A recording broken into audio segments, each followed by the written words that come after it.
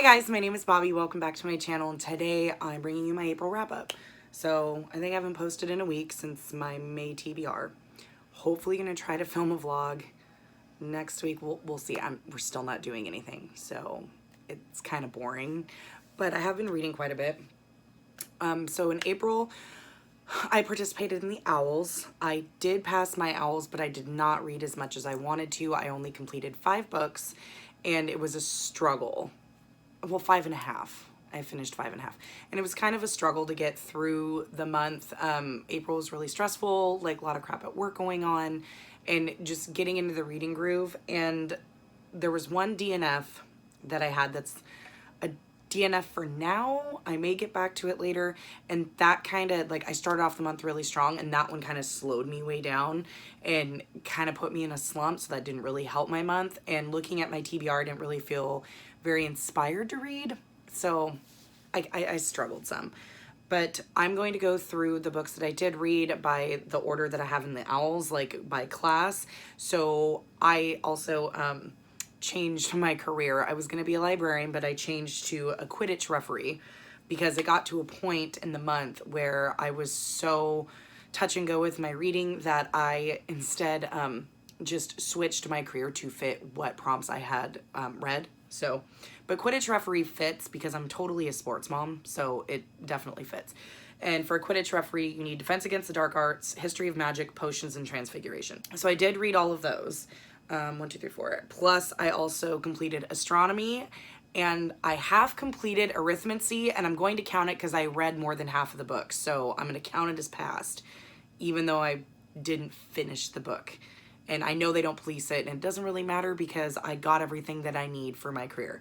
So starting, arithmancy is technically the first, but since that one was a DNF, I'm gonna wait till the end to talk about that one. So the first one was astronomy, which is Read When It's Dark. And for that, I read Gilded Needles by Michael McDowell. So you will notice that most of these, I don't have anything to hold up because I read them either on audio or ebook. This was an ebook. I buddy read this with Vicky over at Vicky's Book Nook, formerly Chapter 32. And this was amazing. So this is my third Michael McDowell, and I think it's hers too. I think she's only read 3. So we've both read The Elementals. I read it because she read it and she said it was really good. And then she read Cold Moon Over Babylon. And then it was some readathon that I was doing where you had to have a friend pick a book for you to read, and that's what she picked for me to read, and it was fantastic. And it was kind of a ghost revenge story. Gilded Needles is also a revenge story, but no supernatural. So Gilded Needles takes place in New York in the late 1800s, and I didn't do my research and I didn't take notes, and I read this at the very beginning of the month. So I'm gonna try my best to describe it. Probably not as good as Vicky because she had all the names. But there is 2 families that this centers around. So you have Elena, I think that's her name. I think it's Elena, and her family, and they live in the poor part of New York. I forgot the name of the street because I'm a terrible booktuber. But they live in this poor area of New York City that is literally just a street or 2 away from where all of the rich and wealthy people live. Rich and wealthy mean the same thing, Bobby, hello. Where all the rich people live. And there's that family over there. Why can't it's like on the tip of my tongue, but there is a judge who is like the patriarch of the family, and he has a daughter and a son. The son is a reverend or a priest, I believe, in a Catholic, no, it's not a Catholic church because he has children. So I believe it's in a Protestant church, and he is the priest or reverend, whatever you want to call him. He runs the entire church, pastor. And then the daughter is married to a man named Duncan, who is, I can't remember her name, she's not important, but is married to Duncan, and he is a lawyer or a barrister. No, it's a lawyer because it's New York. But he is a lawyer and a very popular one, makes a lot of money, that kind of thing. And then they have the judge. So they're a very powerful family. And then you have Lena, I want to say like Blackthorn, but it's not Blackthorn. It's like right there on the tip of my tongue. But they call her Black Lena is why I want to say black something, because she's quite to be reckoned with. She's an older woman, like in her mid 40s, and she has two daughters, Louisa, and I can't remember the other one. Louisa is completely mute, and she's an interesting character. She's gay. And it's very interesting because back then you don't talk about that. You don't do any of that. But they are a crime family. So they survive based on crime. And this part of New York, this really like seedy part of New York, has underground speakeasies, opium dens, gambling halls, stuff like that. And it's where all of the rich men come and blow their money pretty much. They have, of course, pleasure houses, that kind of thing. And Black Lena, she controls a good chunk of this. She's kind of like a crime boss, and she has like a pawn shop, which is where she runs illegal stuff. So a lot of these people steal things, they sell it to her in the pawn shop, and she gets rid of it so people don't know, where it came from or whatever. So she's made a good living for herself. Her one daughter, that is not mute, she does an illegal abortion clinic out of like their top floor of their house that they live in. And she has 2 children who help the family as well. And it's really interesting seeing how these 2 families function. And Black Lena hates the Stallworths, that's the rich family, hates them with a fiery passion because the judge sentenced her husband to death years prior.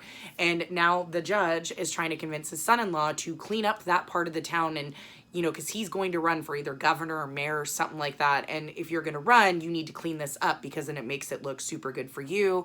They get the paper involved and all that stuff. So he starts to clean up that part of the town, and some shit goes down, and Black Lena decides that she's going to get revenge on the Stallworth family once and for all. And there's a whole bunch of other characters that are involved that come and go that play really important roles. It was fabulously written.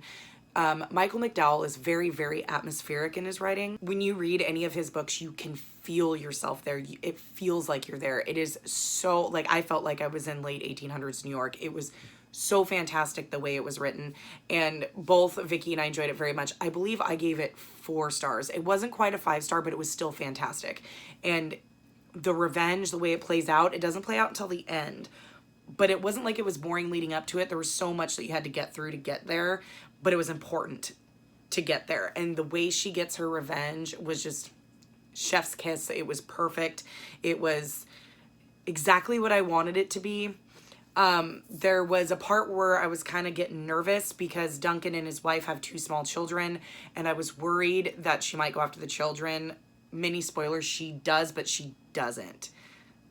In a way. But I was a little worried because but she goes after that family hardcore, and what she does is absolutely devastating for them, but it was so satisfying to read after the crap they go through. And it was, from what I understand, how he wrote about New York in that time, it was very true to what happened during that time. And the very much like you go a street over in the night and day between the very poor and the very rich. Like there wasn't much of a middle class.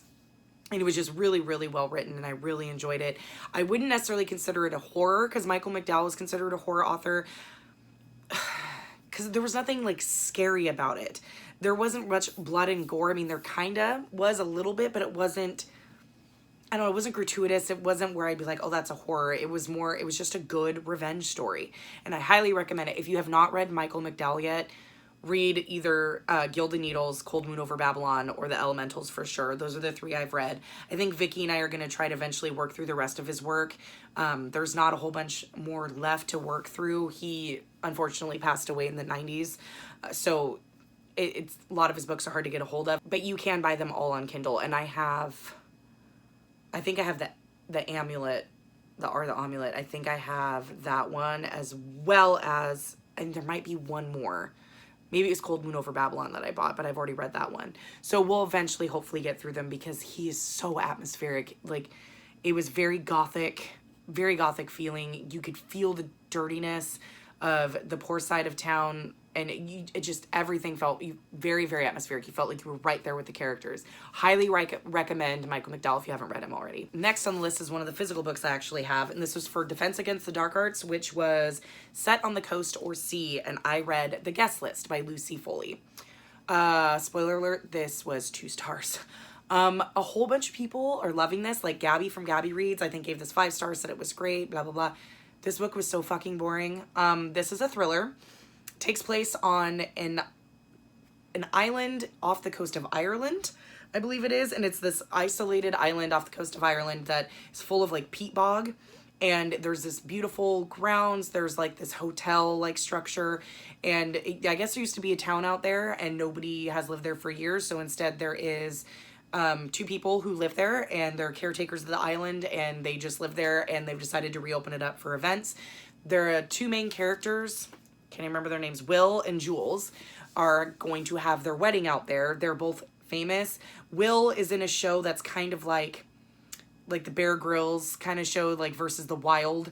You know, he's in a reality show where they dump him out in the middle of these really extreme like survivor like wilderness, and then he's got certain amount of time to find his way out and survive and blah blah blah. And then Jules, she owns and runs and is the editor-in-chief of her own magazine. I don't remember if it's like an online magazine. I think it is.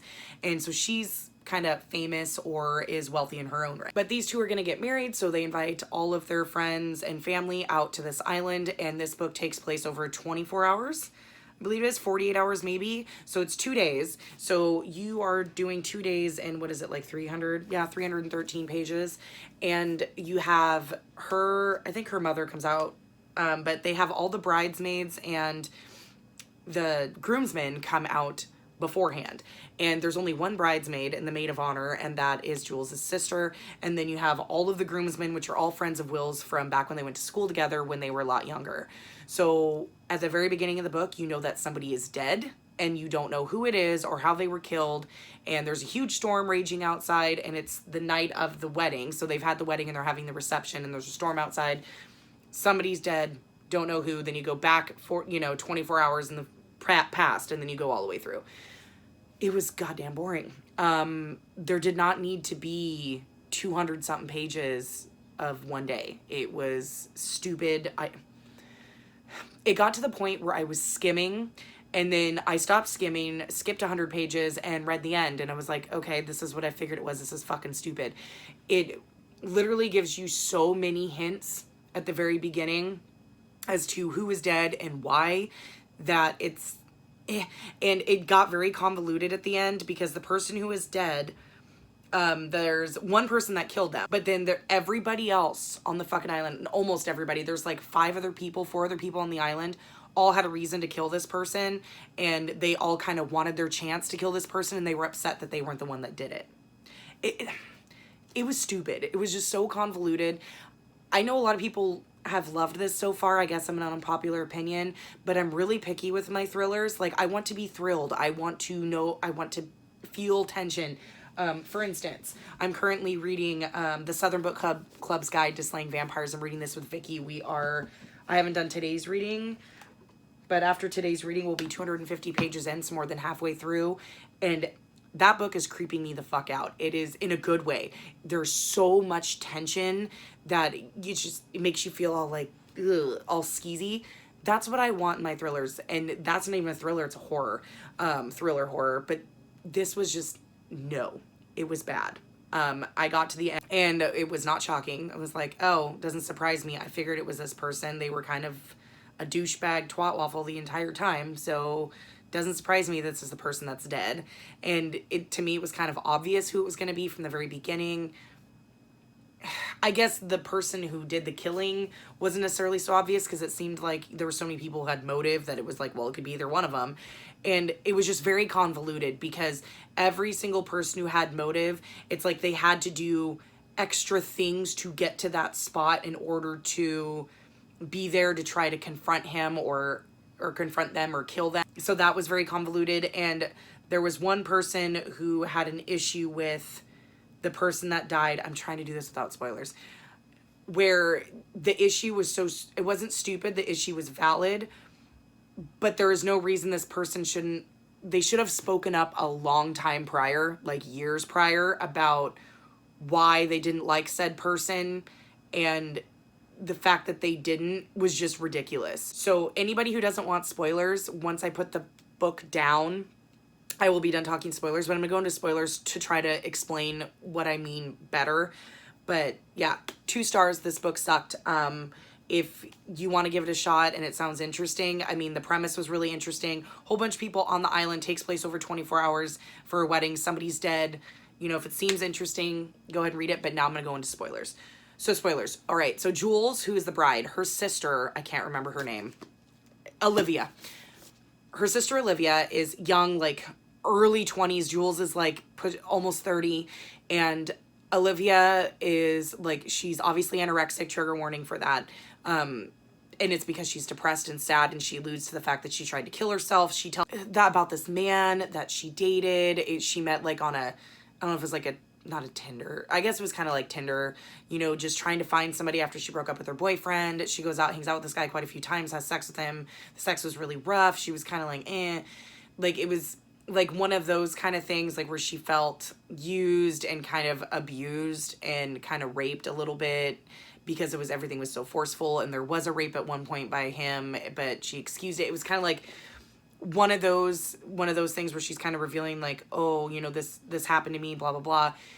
Well, it happened to be the groom who did it. So this guy meets your sister. You know, you fucked him before. It was not a pleasant experience. There was some abusive, rapey, non-consensual shit that happened between you two. And you didn't fucking tell your sister. Instead, you let her date him for 2 years and then just kind of go inside yourself, get depressed, you know, have mental health issues, like make yourself get sent away.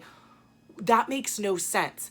If I was with somebody, or somebody did something like a sexual assault to me, and then my sister started dating them and had no idea who this person was, I would fucking say something, be like, no, no, no, stay far, far away. This person sexually assaulted me. No. It was so convoluted and stupid. Why wouldn't you say something? To me, that made no fucking sense. It was absolutely ridiculous.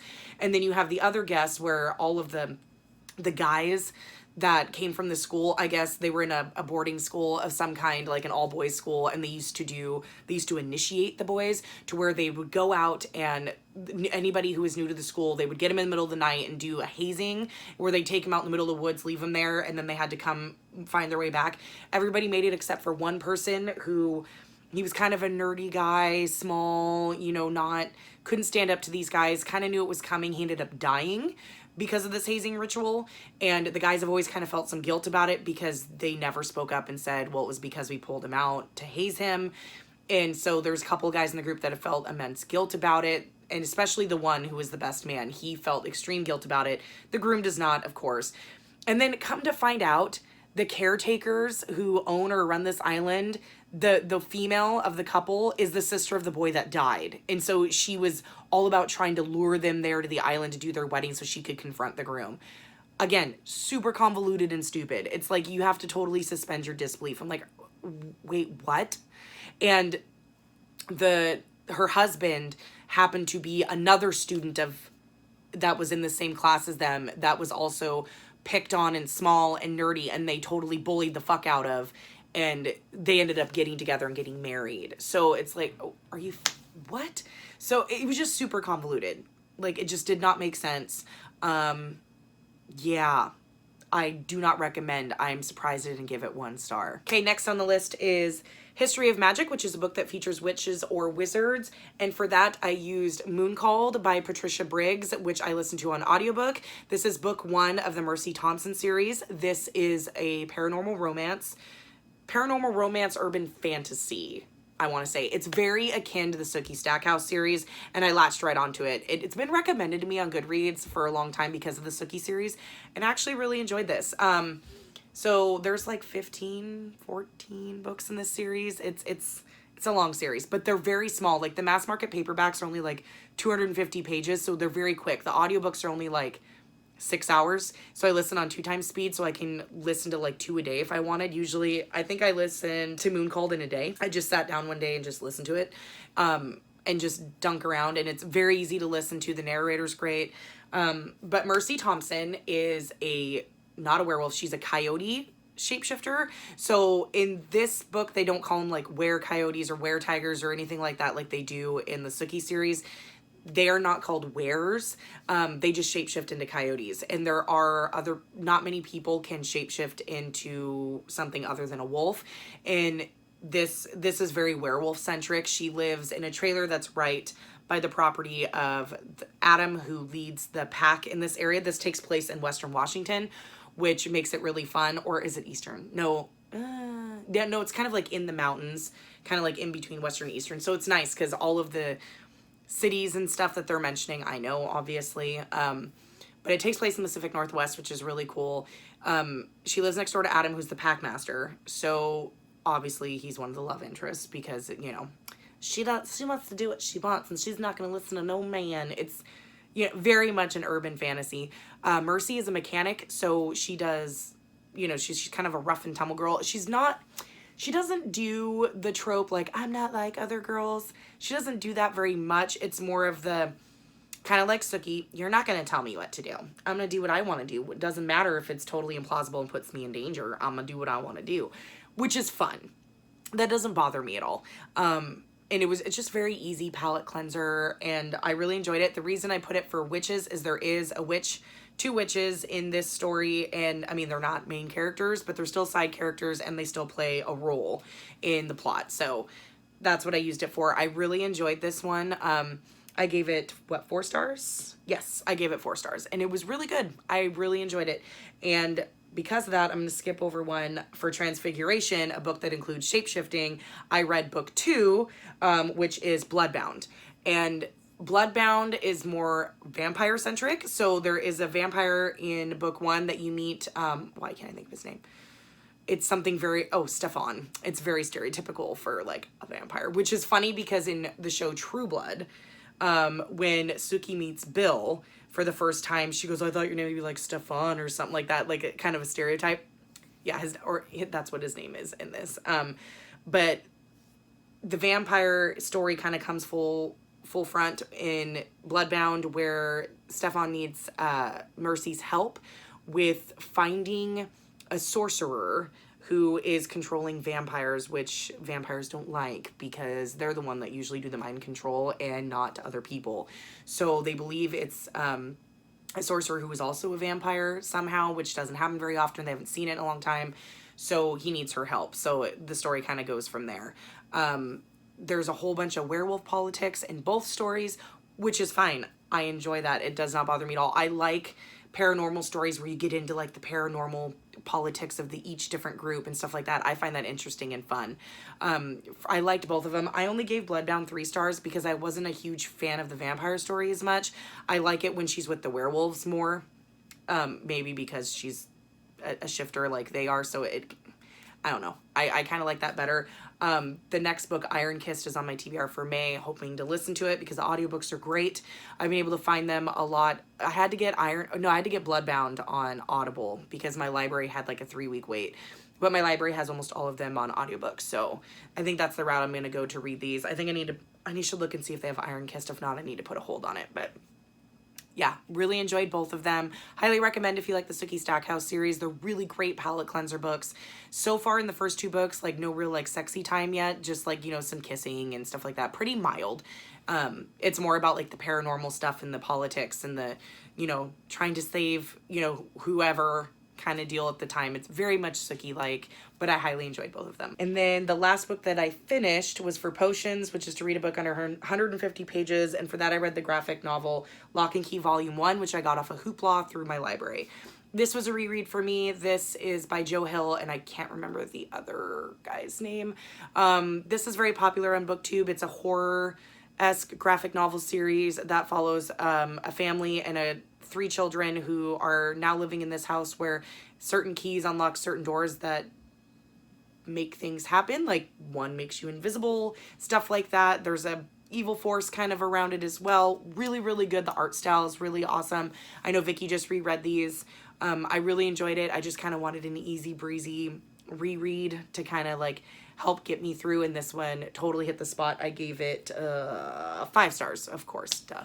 I knew that. I didn't even have to look. But yeah, highly recommend Lock and Key if you're looking for a low-key horror graphic novel that's not super in your face. It's not as graphic as some of the other horror ones out there. Okay, last but not least, I'm going to talk about this book that I literally read halfway. It is a 489 page book, and I read to almost page 250. So halfway. And this was for arithmancy, which is to read something outside your genre. So I guess my favorite genres would be fantasy and horror. This one is a dystopian-ish, and I DNF'd it, but not because I wasn't liking it. And that's Docile by K.M. Sparza. So I've talked about this one a little bit before. This tells the story of Elijah and Alex. This takes place in our world, but not your specific. It takes place in our world sometime in the future, where the debt crisis is so incredibly horrible that they've kind of changed the way the world works. This takes place in what would be Maryland, Baltimore, Maryland in the United States, because they call it Baltimore City instead of Baltimore, and they talk about Maryland. But there is no middle class. The middle class is pretty much obliterated. You're either super poor or super rich. There's no such thing as millionaires. They are trillionaires. So you have like the trillionaires, and then you have the super poor. There is no in between, really. There is a very small group that is in between, but the middle class is pretty much obliterated. And what very little is left of the middle class works very menial jobs and pretty much scrapes by on the kindness of the trillionaires, but they aren't so bad into debt to where they need to do what like Elijah does. So Elijah's family and him live in Maryland, not too far outside of Baltimore. I believe it's like 5 to 10 miles, something like that. And they're very poor. They have $3 million in debt. And in this world, your debt comes from your family. So just like if my dad dies, I inherit his wealth or whatever he has money-wise.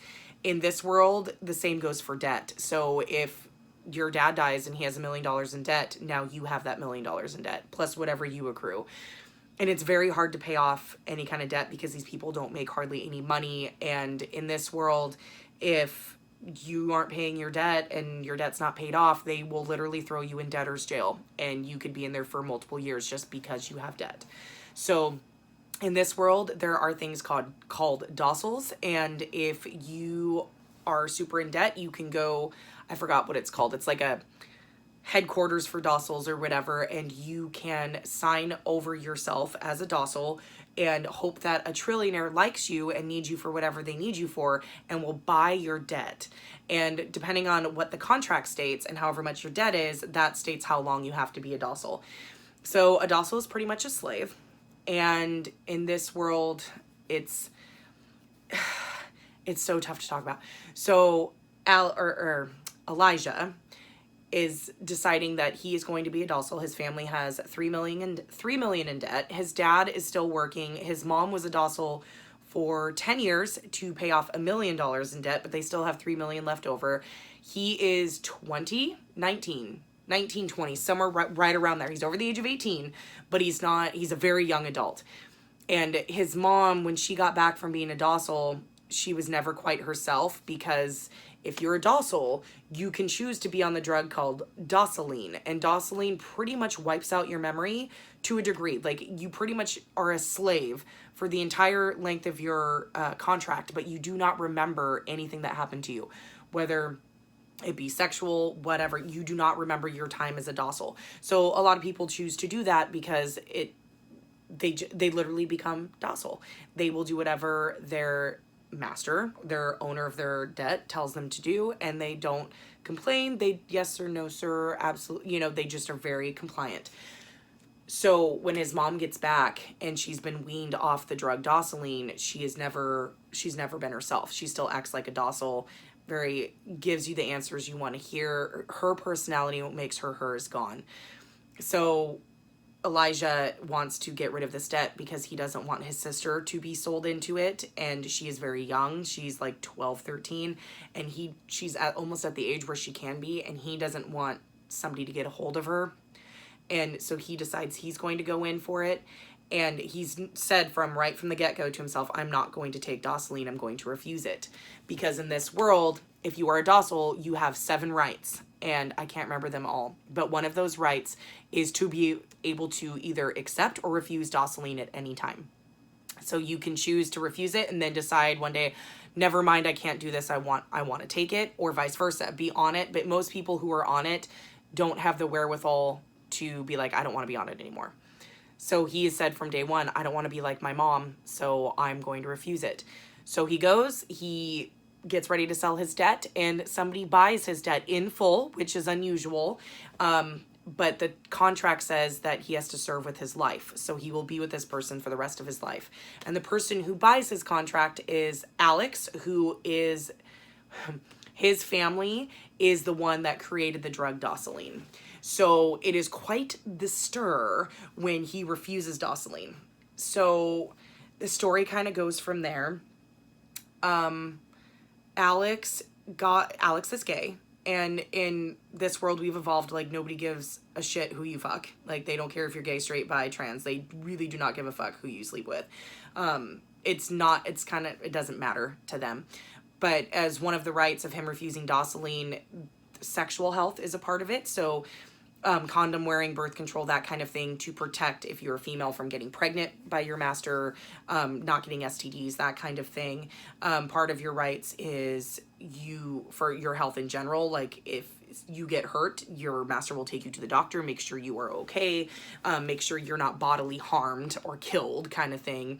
So there's no beating or abuse in that respect. But he does get Alex to be a sex slave as well as his normal docile, because he finds Alex attractive.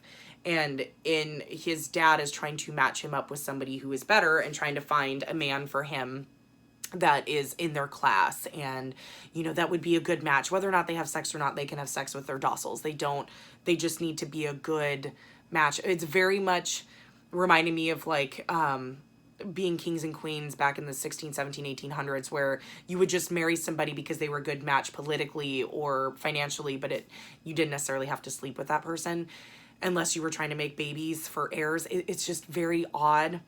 And where I stopped in this, it was just, I don't have any triggers, and it wasn't that it triggered me. I'm gonna set this down, my arm hurts.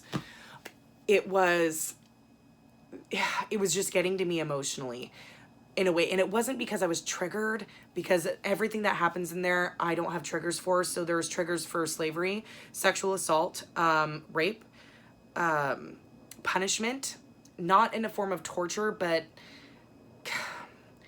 a little bit of BDSM, but there's punishment. Like, one of the punishments Elijah has to endure for disobeying Alex is kneeling in, a pan of raw rice for a certain amount of time, which is painful. He talks out of turn in an inappropriate manner, and one of Elijah's punishments was to be locked in a closet cabinet-like thing under the floor that's very small, almost like a cubby, for like 8 hours, something like that. So those would, if that's triggering to you, the slavery part, what was hard for me is I kind of know where this is going to go. I kind of knew where it was going to go. And I didn't necessarily want to read it, if that makes sense. With everything that started happening, I started reading this right as Corona hit. And granted, this has nothing to do with Corona. There isn't a virus, there's anything like that. But the debt crisis being so bad, and the being tough, and the being forced to do something you do not want to do, and being forced to do things against your will. It was like kind of a little bit too close to home. It kind of hit me right in the jaw a little bit. And right where I was in the book, midway, I knew it was going to take a turn. So I guess mild spoilers for docile. If you don't want to know, just skip ahead a bit. But they obviously have a sexual relationship, Alex and Elijah.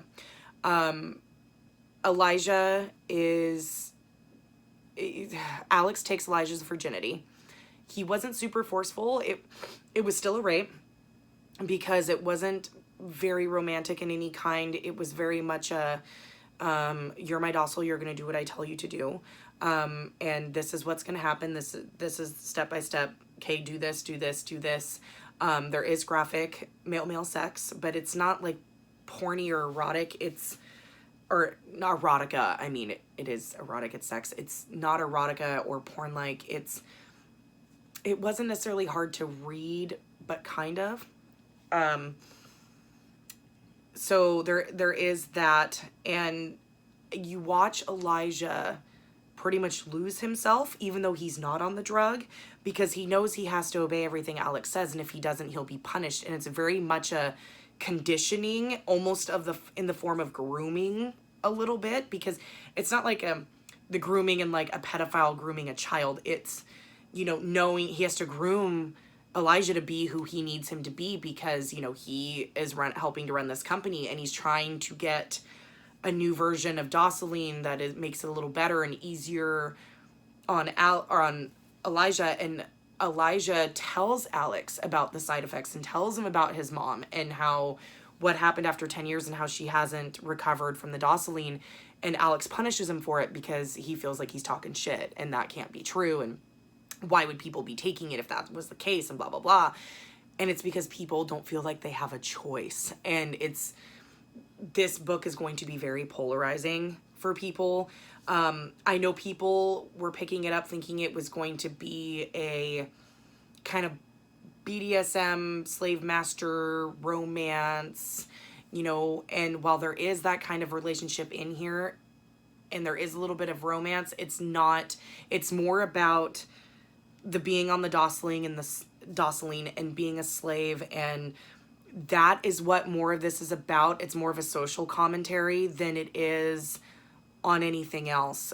And there's very much a social commentary about how the very rich control the people who don't have billions of dollars, and it's just done in a certain way. And if you go into it for the social commentary and what I think the author was really trying to do, and not for like the sexy bits, I think you'll have a better time reading it. It's very polarizing. Most people either give it 5 stars or like 2 or 1. They either love it or they hate it. I haven't really seen anybody in the middle. I think Melanie was the only person in the middle. But I saw where this was going to go, because right where I stopped, there was a scene where Alex decides to take Elijah out, and like on almost like a romantic getaway. Elijah has gone through some stuff with Alex's friends, because Alex would take Elijah to parties, and at these parties, the dociles you're pretty much, people just sleep with whoever they want, and all these rich people are like, oh, I want to be with you, and like, or literally, hey, suck my dick, and they just do. If you're on docile, they just do it. And for Elijah, who is not on the drug, to have his friend, his master's friend be like, hey, suck my dick, you're hot. And for, Elijah to be like, knowing what's going on, and that is a form of rape, because if he doesn't, he will be punished. And to have to mentally do that, knowing that if you don't, you're going to be in trouble. And then you see Alex struggle, because Alex is starting to care for Elijah. He likes him as a person. He likes that he's not on docile, because he's still retaining some of himself. And the scene where I'd stopped that I just read, he took him on a getaway, and they end up having sex. And it was more like what a relationship would be like, instead of you here, let's do this, whatever. It was more of a give and take. Alex struggles because he knows he's supposed to force Elijah to do what he wants him to do and not treat him like a human, but he can't help not, because Elijah's not on docile, and he's not on the drug, so he is still a person. And Alex, you can see the transformation in him, going, these are people. They aren't just, holes for us to stick our dicks in. They aren't, just our slaves. Like, these are human beings. And you see the change start to happen in Alex, and they go to have sex a second time, and Alex wants Elijah to initiate and wants Elijah to do what he wants to do, which is what you do when you're in a relationship. And Elijah can't, because he's been so conditioned, and it's only been, I think, like 5 or 6 months. And he's been so conditioned. He goes, well, what do you want me to do? What do you want me to do? Well, do you want me to do this or that? And Alex gets pissed, and he gets frustrated, because that's not what he wants. He wants a partner, and he wants Elijah to be like his partner. And it's hard for him to reconcile that, well, he's not my partner, he's my docile. And there's like that line gets really blurred. And I could see where it was going, where this is going to turn a corner to where Alex is going to start realizing that this isn't working, and, like, the drug isn't good. And there is this side splinter group of people who used to be dociles who are trying to fight the power to make it easier on people who are dociles and stuff like that, and to get them out and to kind of fight back. And I have a feeling that this is where it's going to collide, to where they're going to kind of pull Elijah into this like splinter group to try to get him to fight against Alex, but he's not going to want to, because he cares for Alex too. And I kind of knew where it was going to go. And I probably will finish it eventually, but it was like one of those ones where with the debt crisis stuff, it was kind of hitting really close to home, and I just felt for them because I'm the queen of shipping inappropriate relationships. Like, I am the one that if you're going to put a problematic relationship in there, but there's still where you can see the growth in the characters and where you just want them to figure it out and be together, I'm the girl that will ship that. Like, if there's growth and it's not your conventional relationship, like, I want it to work out. I want them to be together. And I kind of had looked ahead and I'd watched Maddie's review and a couple others. And from what I understand, by the end, after all the shit kind of goes down, Alex approaches Elijah and wants to have a consensual, normal relationship, like human, man. And, you know, kind of leaves, and that's where it kind of ends, like leaves the door open, like, I love you, I care about you, let's try to have a relationship that's normal. Which is fine, but it was just one of those ones where I was just feeling all the feels, and I felt for both characters. And I think with this, it's one of those ones where even if I don't finish it, I will definitely read whatever KM Sparza puts out next. I think if I remember right, KM Sparza is trans, I believe, because I remember looking up about him. It's a him. Let's see. Yes, he is a queer and trans author. Yes, so he is a queer, he's a trans man. I will definitely write or read anything he writes, 100%, because he made me feel things that I'm not used to feeling. He made me ship these two characters that definitely you should not ship. And I don't know if I'll ever finish it. I mean, I'm halfway through, I should. I am going to count it as read on Goodreads, and I am going to count it for my owls. But, because I did read half.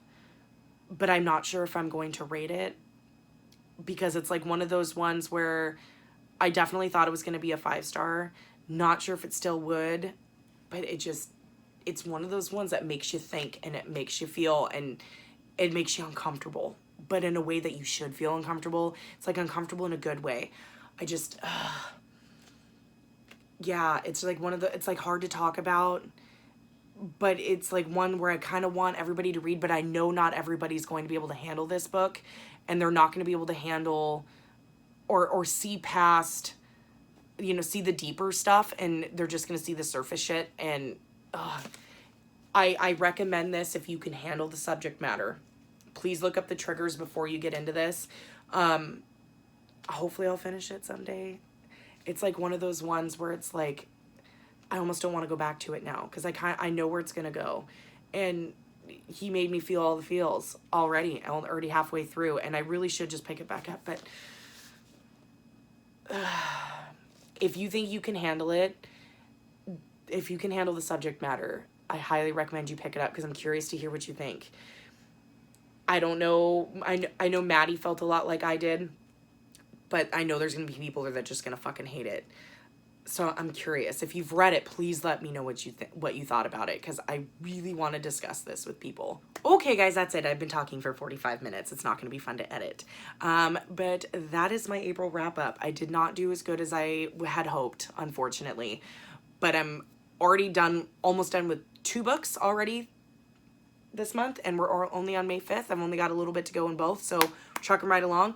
Gonna go probably totally my style, and, you know, bang out 2, 3, 4 books at the beginning of the month and just sit around and do nothing for 2 weeks, and then panic at the end of the month, because that's my MO. But thanks so much for watching, guys. Please let me know in the comments down below if you've read any of these books, what you thought of them. I had some opinions this month, but that's it. Hopefully I will figure out something to film in the next week or so I can keep the content going. But again, with everything going on, the stress is high, so we'll see how things turn out. But until the next one, guys, I'll see you later.